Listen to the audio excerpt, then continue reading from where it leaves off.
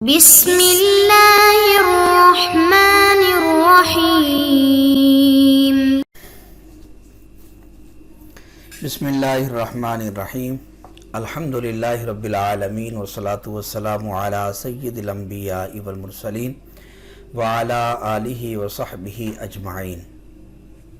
السلام علیکم ورحمۃ اللہ وبرکاتہ۔ عزیز طلبہ، آج ہم المرقات کا سبق نمبر 10 پڑھیں گے اور ہمارے آج کے سبق کا عنوان ہے دلالت لفظیہ وضعیہ کے اقسام۔ آئیے پہلے ہم آج کے سبق کی عبارت اور اس کا ترجمہ سماعت کرتے ہیں۔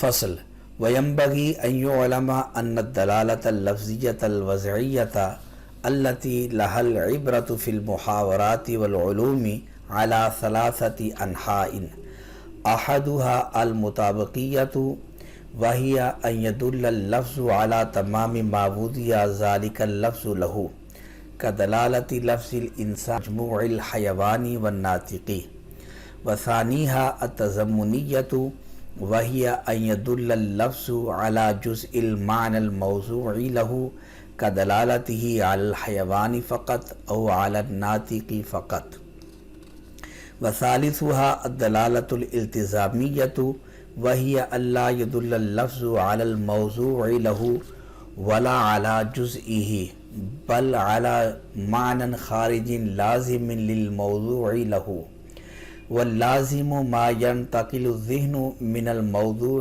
له إليه كدلالة الإنسان على قابل العلم وصنعة الكتابة، وكدلالة لفظ العمى على البصر۔ ترجمہ۔ فصل اور واجب ہے کہ جانا جائے کہ دلالت لفظیہ وضعیہ وہ دلالت لفظیہ وضعیہ کہ جس کا گفتگو میں اعتبار ہوتا ہے وہ 3 قسم پر ہے۔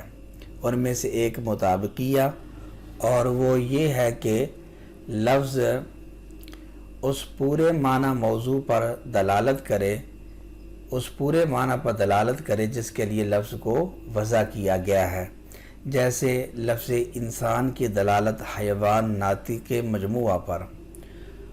اور دوسری قسم تضمنی ہے، اور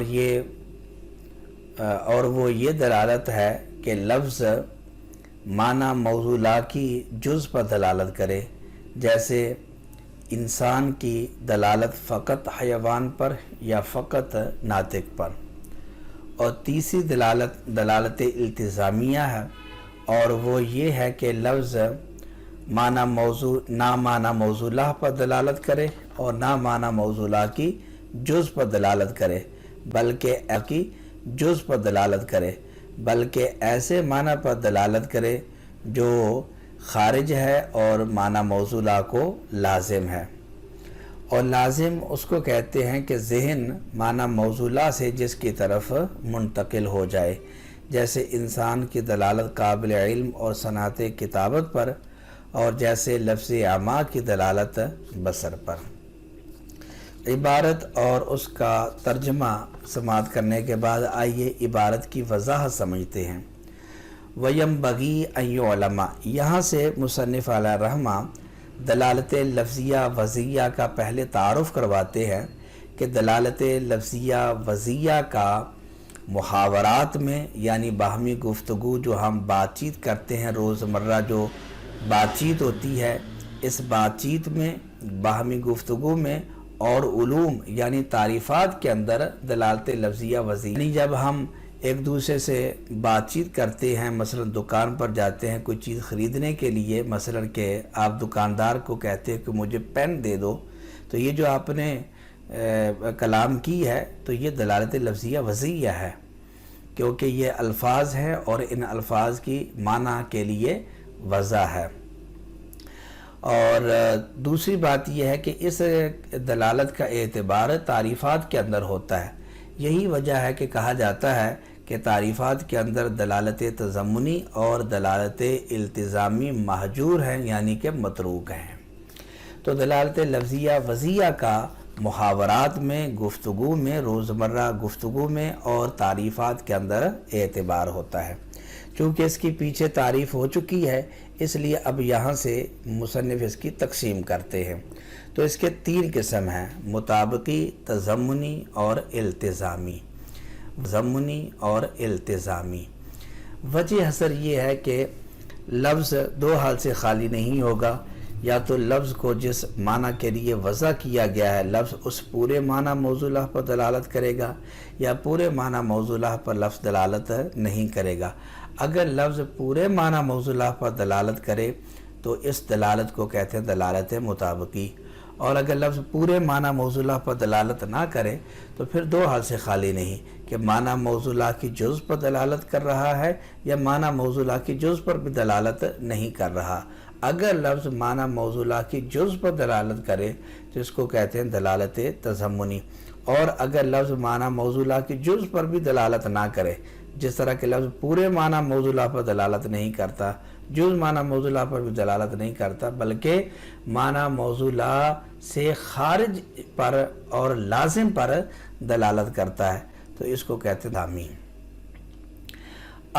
احدھا المطابقیہ، یہاں سے مصنف دلالت مطابقی کی تعریف کرتے ہیں۔ دلالت مطابقی کی تعریف یہ ہے کہ لفظ پورے معنی موضوع پر دلالت کرے۔ جیسے مثلا انسان ہے تو لفظ انسان اس کی وضع ہے حیوان ناطق کے لیے، یہ حیوان ناطق انسان کا پورا معنی موضوع ہے۔ تو اگر لفظ انسان حیوان ناطق پورے مجموعے پر دلالت کرے، پورے معنی پر دلالت کرے تو اس کو کہیں گے دلالت مطابقی۔ وثانیہ، یہاں سے دلالت تضمنی کی تعریف کرتے ہیں۔ دلالت تضمنی کی تعریف یہ ہے کہ لفظ معنی موضوع کی جز پر دلالت کرے۔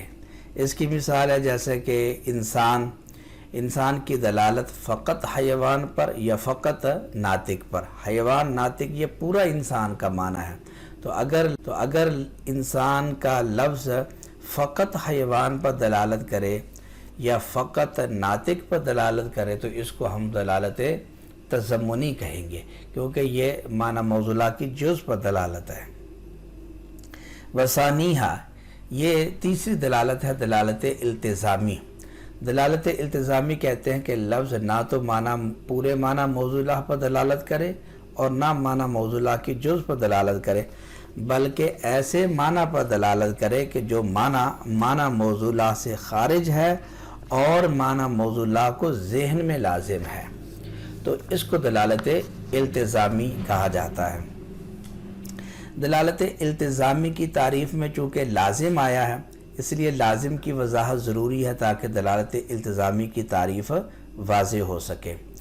تو لازم کہتے ہیں ما ينتقل الذہن من الموضوع له الیہ، کہ لازم اس کو کہتے ہیں کہ موضوع سے جس معنی کی طرف ذہن منتقل ہو، یعنی معنی موضوع کا تصور کریں تو ذہن جس معنی کی طرف منتقل ہوگا وہ معنی موضوع کو لازم ہوگا۔ اس کی ذرا وضاحت سمجھے کہ یہاں 2 معنی ہیں، ایک ہے معنی موضوع یہ ملزوم ہے، اور دوسرا ہے ایک اور معنی جو کہ اس معنی موضوع کو لازم ہے اور وہ معنی موضوع سے خارج ہے۔ تو اب لازم یہ ہے، جس طرح کہ لازم کی آپ تعریف سمجھتے ہیں کہ لازم ہوتا ہے جس کا انفکاک جو ملزوم سے منفک نہ ہو، جدا نہ ہو۔ تو جیسے ہم معنی موضوع کا تصور کریں، لازم کا تصور بھی ساتھ آ جائے، یہ لازم ہوتا ہے۔ یہ لازم 2 طرح کا ہے، ایک لازم عقلی، دوسرا لازم عادی۔ لازم عقلی اس کو کہتے ہیں کہ عقل معنی موضوع کے تصور کو لازم کے تصور کے بغیر معنی موضوع کے تصور کو ممتنع سمجھے، کہ لازم کے بغیر معنی موضوع کا تصور نہیں آ سکتا، عقل اس کا تقاضا کرتی ہے، تو اس کو کہتے ہیں لازم عقلی۔ اس کی مثال ہے جس طرح کہ اما کی دلالت بصر پر۔ اب بصر جو ہے یہ اما کو لازم ہے، کیونکہ اما کا معنی ہے عدم البصر، اما من شانہ ان یکون بصیرا، یہ اما کا معنی ہے، اور بصر یہ اما کو لازم ہے، کیونکہ اما کا جو تصور کرے گا، اما کا تصور ہے اما کی تعریف یعنی عدم البصر، تو عدم البصر جو عما کی تعریف ہے اس میں بصر پڑا ہوا ہے، تو جو عدم البصر عما کا تصور کرے گا تو بصر کا تصور بھی اس کو لازم آ جائے گا۔ اب بصر کے تصور کے بغیر عما نہیں ہو سکتا، کیونکہ جز ہے اور جز کے بغیر کل کا تصور نہیں ہو سکتا۔ اور دوسرا ہوتا ہے لازم عادی۔ لازم عادی اس کی مثال ہے جس طرح کہ انسان کی دلالت قابل علم پر، تو قابل علم ہونا یہ انسان کو لازم ہے، اور یہ لازم عادی ہے، عادتاً عرفاً یہ لازم ہے، عقلاً یہ لازم نہیں ہے۔ تو یہ مصنف نے دو مثالیں دی دلالت التزامی کی۔ پہلی مثال انسان کی دلالت قابل علم صنعت کتابت پر، یہ لازم عادی کی مثال ہے، اور دوسری مثال دی عما کی دلالت بصر پر بھی، یہ بھی دلالت التزامی کی مثال ہے، لیکن یہ لازم عقلی کی مثال ہے۔ تو عزیز طلبہ، یہ تھا ہمارا آج کا سبق۔ امید ہے کہ آپ آج کے سبق کو سمجھ گئے ہوں گے۔ آج کے سبق کے اندر ہم نے دلالت لفظیہ وضعیہ کے 3 قسم، مطابقیہ، تضمنیہ اور التزامیہ، ان کی تعریفات، ان کی مثالیں اور مثالوں کو تعریفات کے اوپر منطبق کرنا ہم نے سیکھا۔ امید ہے کہ آپ کو سبق سمجھ آ گیا ہوگا۔ آپ سے گزارش ہے کہ آپ دلالت لفظیہ وضعیہ کے تینوں اقسام کی تعریفات اور ان کی مثالوں کو تعریفوں کے اوپر منطبق کرنے کی کوشش کریں۔ اللہ کریم ہمیں علم نافع، عمل صالح کے ساتھ اخلاص کی دولت بھی عطا